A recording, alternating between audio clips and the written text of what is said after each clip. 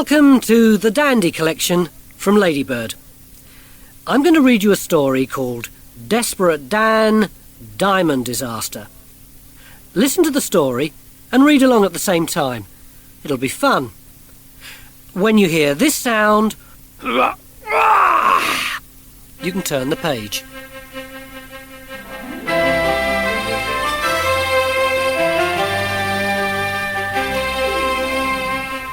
Desperate Dan, Diamond Disaster. Desperate Dan likes nothing better than to start the day with a large crusty cow pie for breakfast and then perhaps one or two after that to help it down. But this morning he was eating more cow pies than usual. "Thanks, Aunt Aggie," said Desperate Dan after he had scoffed the lot, for Aggie was the only person in the world who knew the secret recipe for Dan's cow pie.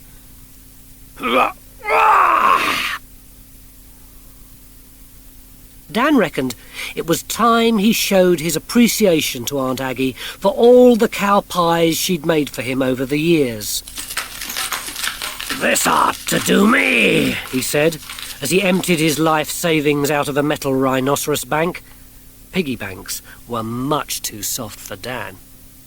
Then he marched down to the Cactusville jewellers. He knew that Aggie had always wanted a beautiful, shiny diamond ring. Unfortunately, the rings there were very expensive. "And I've only got 50 cents, sighed Dan.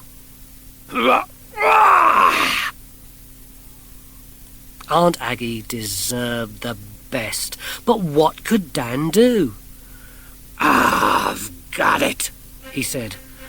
"I'm gonna look for diamonds out in the hills."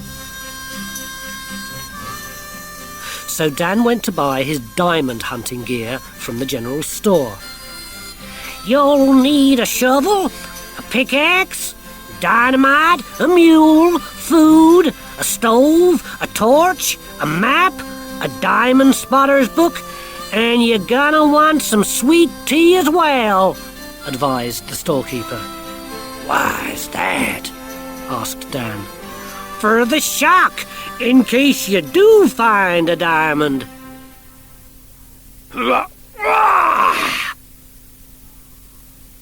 Soon Dan had loaded all the supplies onto his mule. "There you go, little fella," he said. But the poor thing couldn't take all the weight, and Dan did hate to see it suffer. "This won't do at all, partner," said Dan. And before long, the supplies were well on their way to the hills, with Dan carrying them and the mule on his back. "You okay back there?" he asked. The mule grunted happily. This did make a change for him.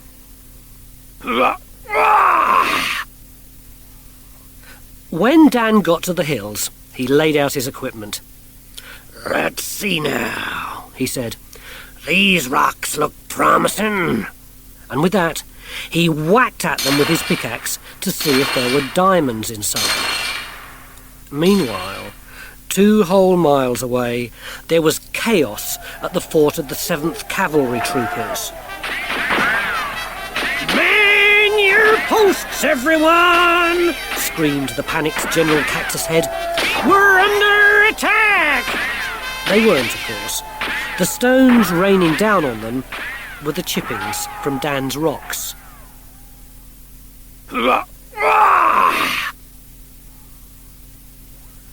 "How about in here?" wondered Dan, standing at the entrance of a likely cave. "It's probably an old abandoned diamond mine. There's sure to be diamonds in there." Dan entered the cave and saw something shining just ahead.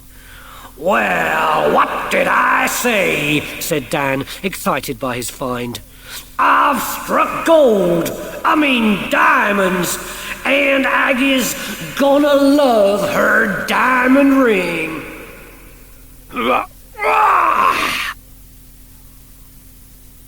But things weren't quite what they seemed. A deafening thud echoed round the whole cave. Then desperate Dan stumbled out. No diamonds after all. Following Dan out of the cave was the Texas Express, chugging along as best it could after crashing into Dan. Dan had mistaken the railway tunnel for a cave, and the lights that he'd seen were the lights of the train.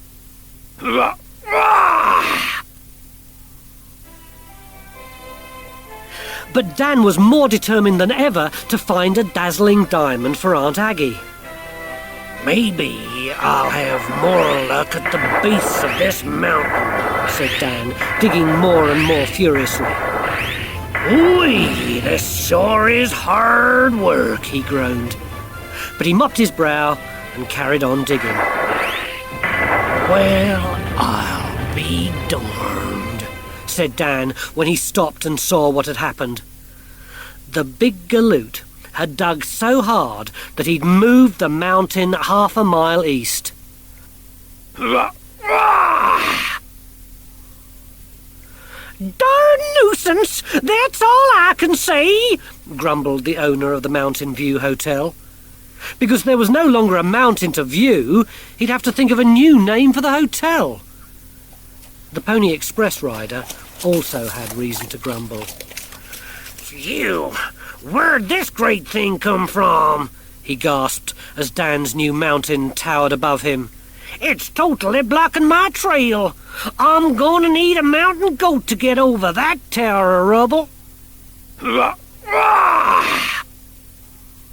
But Dan didn't stop there. He carried right on until... Darn tootin'! I've got one! I've actually found one of the parishes! Dan jumped for joy at his discovery. This just has to be the biggest rootin' diamond I've ever seen! But it was a little bit grubby, so Dan polished it on his chin. Yep, I'll get this dazzler as good as new in no time.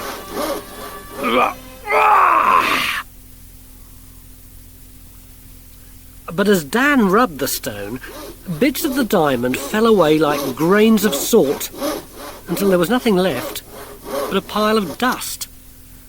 A diamond may be the hardest thing around, but it just couldn't handle the stubble on Dan's chin.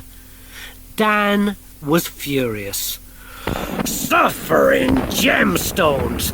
I had it right there in my mitts, and now it's gone again! He bellowed. All the rabbits for miles around shot out of their burrows. They thought the commotion was an earthquake.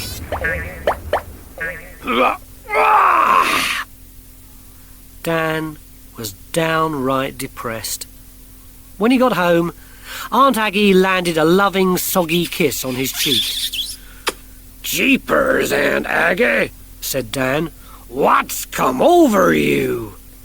Your face, of course. The diamond had shaved Dan clean for the first time since he was 2 weeks old. How thoughtful of you. Finally, I can kiss my favourite nephew without scratching my face. Boy, did Dan blush.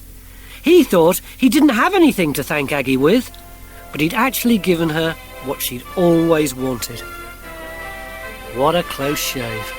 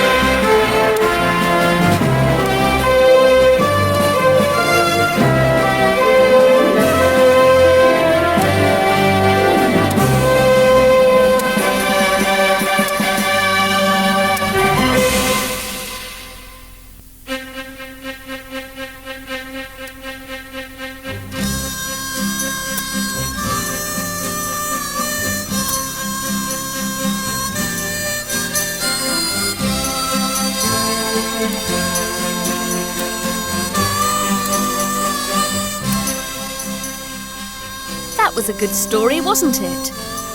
We have plenty more fun in store, so keep listening.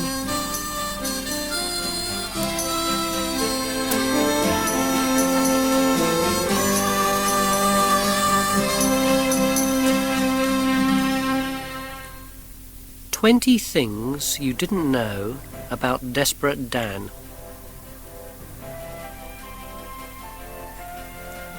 1. Dan's favourite food, cow pie, comes in 3 different sizes: large, extra large and Grand Canyon. 2. Dan's teeth are so strong that his dentist has to use a road drill to give him a filling.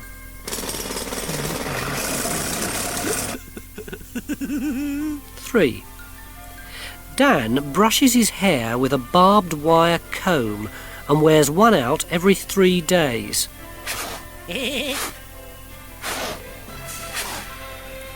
4.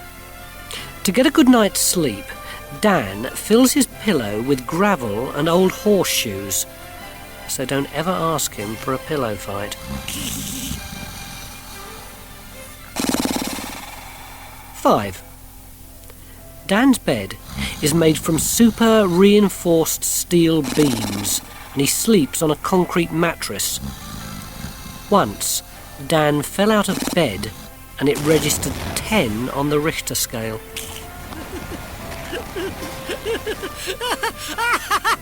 6. Some people go to a gym to lift weights. Dan goes to lift the whole building.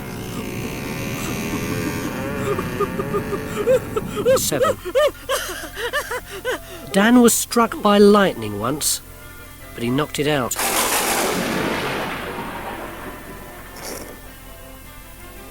8.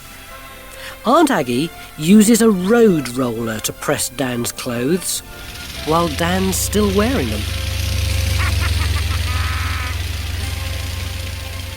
9. When Dan takes a deep breath, the buttons from his shirt ping off and pigeons flying 2 miles away have to dive for cover. 10. A giant grizzly once gave Dan a bear hug. Dan found it so tickly that the bear was nearly deafened by his laughter.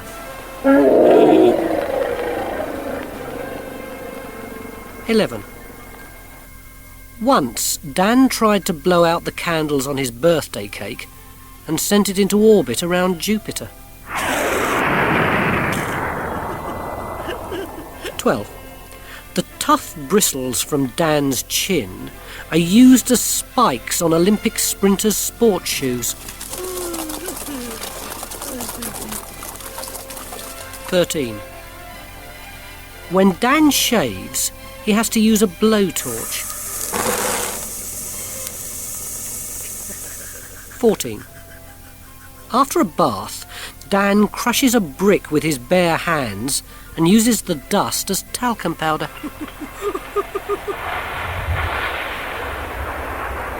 15.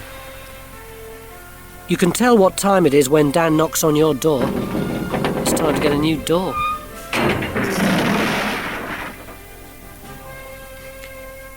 16. A rattlesnake which tried to bite Dan once didn't realise how tough his skin was, and now has to wear plastic Dracula fangs for false teeth.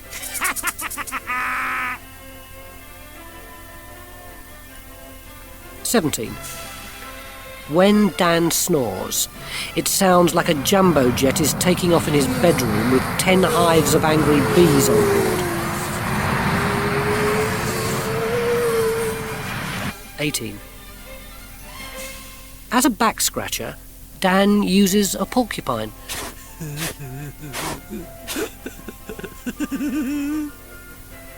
19. Ordinary bubble bath is much too soft for Dan. He uses industrial strength floor cleaner. 20. When Dan was a baby, he looked exactly the same as he does now. But the stubble wasn't quite so tough.